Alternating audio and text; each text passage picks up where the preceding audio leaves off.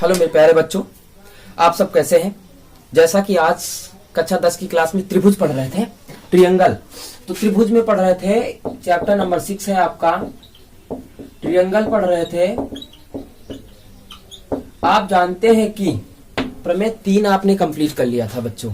आज प्रमेय 4 की बात उठते हैं। जो प्रमेय 3 को ट्रिपल कोण बराबर होते थे उस प्रमेय को कहते थे ए यानी तीनों एंगल, है ना, कोण कोण कोण। यहाँ पे बात उठती भुजा भुजा भुजा की उठती है। क्यों? देखो दिया है कि यदि दो त्रिभुज की भुजाओं की संगत भुजाएं अनुपातिक हो तो वे त्रिभुज समरूप होते हैं। हमें समरूप सिद्ध करना, भुजा भुजा भुजा वाली प्रमेय चल रही, यानी side side side, triple side. ठीक है, अब दिया में क्या लिखेंगे? सबसे पहले दो त्रिभुज आप बना लीजिएगा बच्चा। दो त्रिभुज आप बनाइएगा। त्रिभुज आपका एक हो गया ए बी सी, एक हो गया पी क्यू आर। ठीक, हमने लिख दिया में कि त्रिभुज A B C P Q R. ठीक है, ये लिखा है। हेलो मेरे प्यारे बच्चों, देखिएगा जैसा कि हमने लिखा है कि त्रिभुज पी क्यू आर में भुजाएं आपके अनुपातिक कर दिया, ए बी अनुपात पी क्यू, बी सी अनुपात क्यू आर बराबर ए सी अनुपात पी आर कर दिया है। अब आपको सिद्ध करना है कि ये दोनों त्रिभुज आपस में समरूप होते हैं। देखो हर व्यक्ति का यानी हर टीचर का पढ़ाने का तरीका अलग है, मेरा कुछ अलग है। आइएगा देखते हैं आज लाइव क्लास। ठीक है, रचना में आप लोग क्या लिखेंगे? रचना में ये लिखेंगे कि भुजा पी क्यू और पी आर पर, क्या लिखेंगे? भुजा पी क्यू और पी आर पर बिंदु डी तथा ई इस प्रकार है कि ए बी बराबर यहां से खींचते हैं। ठीक बच्चा, काम करते हैं, क्या करते हैं कि ए बी बराबर पी डी, ठीक, ए बी बराबर पी डी तथा ए सी बराबर पीई, ए सी बराबर पीई। ठीक लिया, उसके बाद क्या करोगे? इसको आपस में मिला दोगे। ठीक है, यहां लिख देना है। फिर क्या लिखोगे कि डीई को मिलाया, डीई को मिलाया। ये हो गई रचना। क्या किया कि जो भुजा पी क्यू था और भुजा पी आर है, उस पे बिंदु डी और ई इस प्रकार लिया कि ए बी बराबर पी डी हो गया, ए सी बराबर पीई हो गया। बच्चों अब आइएगा त्रिभुज दोनों से हम लोग देखते हैं। ठीक है, आपको क्या लिखना है कि त्रिभुज इसमें और इसमें हमें दिखाना है। ओके,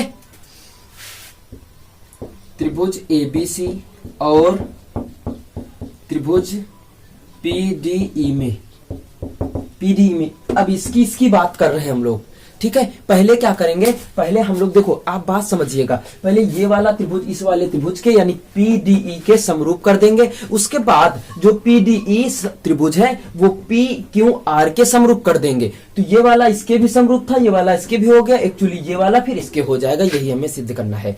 ठीक है, आइएगा देखते हैं। इस पे क्या किया कि त्रिभुज, अब देखो ये वाली भुजा ले लीजिएगा, इसको आप छोड़ दीजिएगा। क्या लिखोगे? A B upon P Q बराबर A C upon P R. अब बच्चा आप जानते हो कि ए बी की जगह पे पी डी हम लोग रख सकते हैं।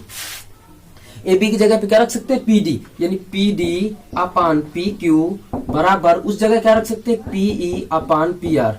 अब एक काम करिएगा, ये आपको प्रूव्ड होके आया है, यानी निकल के आया है कि पी डी अपान पी क्यू पीई अपान पी आर। अब एक चीज समझिएगा, समझना ये है कि कुछ लोग बता देते हैं कि दोनों पक्ष, भैया इसको व्युत्क्रमानुपात कर देते हैं, पलट देते और दोनों पक्षों में एक जोड़ देते, वहां एक घटा देते, तो वहां लाते पी डी अपान डी क्यू बराबर पीई अपान ई आर। थेल्स प्रमेय लाते, हमने थेल्स प्रमेय का विलोम ला रहे हैं हम। ठीक है, तो हम सीधा यहां से न घटाएंगे न जोड़ेंगे, सीधा यही लिख देंगे कि जो प्रमेय पड़ी थी उसका विलोम, यानी थेल्स प्रमेय का विलोम सीधा लगा देंगे, मूलभूत समानुपाती का प्रमेय का विलोम। यहाँ आप लोग लिख देना भैया, यहाँ साइड में लिख देना। ठीक है, प्रमेय का विलोम ये हो गया। अब इससे स्पष्ट क्या होता है कि ये वाली जो रेखा है ये समांतर होंगी, यानी डीई समांतर क्यू आर होगा ना। हो जाएगा। जब हो जाएगा भैया, तो जब ये वाली रेखा समांतर हो जाएंगी तो ये आपकी तिर्यक रेखा बन गई।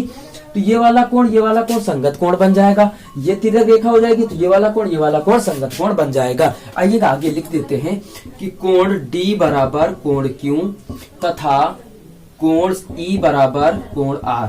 ये हो गया ना, इतनी बात तो समझ में आ गई आपको, आ गई। अब एक काम करते हैं कि ये वाला त्रिभुज हम लोग उठाते, ठीक। कौन सा त्रिभुज उठाएंगे भैया, यहां से हम लोग देखते हैं। यहां से देखेंगे कि त्रिभुज PDE और त्रिभुज PQR में आप जानते हो कि दो कोण बराबर है। कौन कौन से, कि कोण Q बराबर कोण D बराबर है। एक कोण कौन सा बराबर है, कि कोण R बराबर कोण E है। अब आपको ये तो पता हो गया कि दो कोण बराबर होंगे, हो गए ना। और जब दो कोण बराबर होते तो भैया दोनों त्रिभुज क्या हो जाते हैं, सर्वांग सम, क्या समरूप हो जाते। सॉरी, तीन बातें नहीं लिखा, अगर तीन बातें लिखते हैं तो सर्वांग सम हो जाते। दो कोण लिखा है हमने बराबर है तो समरूप हो जाएंगे। त्रिभुज PDE समरूप त्रिभुज PQR हो गया। इतनी बात तो समझ में आ गई आपको। अब एक चीज अभी और समझना है, ठीक, उसको आगे देखते हैं। यहाँ एक चीज देखनी है, जैसे इस वाले त्रिभुज से मतलब रखेंगे। त्रिभुज ABC और त्रिभुज PDE, हम लोग देखो भुजाओं का नहीं कर रहे हैं, कुछ डायरेक्ट लगा रहे हैं। ये वाला कोण इस कोण के बराबर होगा, क्यों, क्योंकि दो भुजाएं बराबर तो दो कोण बराबर होंगे। ये पढ़ चुके समद्विबाहु त्रिभुज में पीछे। तो कोण B बराबर कोण क्या हो जाएगा, D। कोण क्या हो जाएगा, D।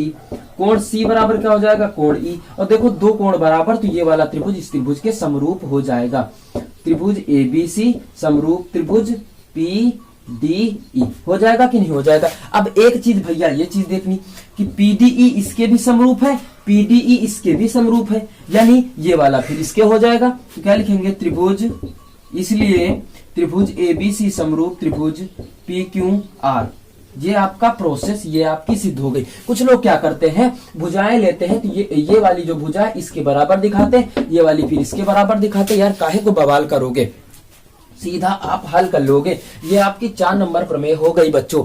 अगर समझ में आए तो एक लाइक बनता है और अपने दोस्तों के साथ साझा करिए, यानी ज्यादा से ज्यादा शेयर करिए, जिससे कि उनको भी सीखने को मिल जाए। बच्चों नोट कर लीजिएगा। That's all, okay, bye bye. कल की क्लास में फिर से स्वागत करेंगे।